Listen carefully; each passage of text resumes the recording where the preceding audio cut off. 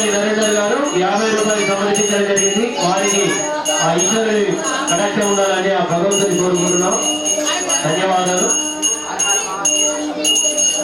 దయచేసి మీరు భోజనం చేసిన తర్వాత మీ తిన్నటువంటి ప్లేట్స్ అన్ని కూడా అక్కడ ట్రాక్టర్ ఉంది, ఆ ట్రాక్టర్ లో వేయాల్సిందే తెలియజేస్తున్నాం. అదేవిధంగా మీ గ్లాస్ వాటర్ గ్లాసులు కూడా దయచేసి మీరు తాగిన తర్వాత అక్కడ వాటర్ పాయింట్ దగ్గరనే ఉంచాల్సిందిగా తెలియజేస్తున్నాం. అక్కడ తినే దగ్గర మీరు కొద్దిగా జాగా ఖాళీ చేసి ఇక్కడ వెంటనే రావాల్సిందిగా తెలియజేస్తున్నామండి.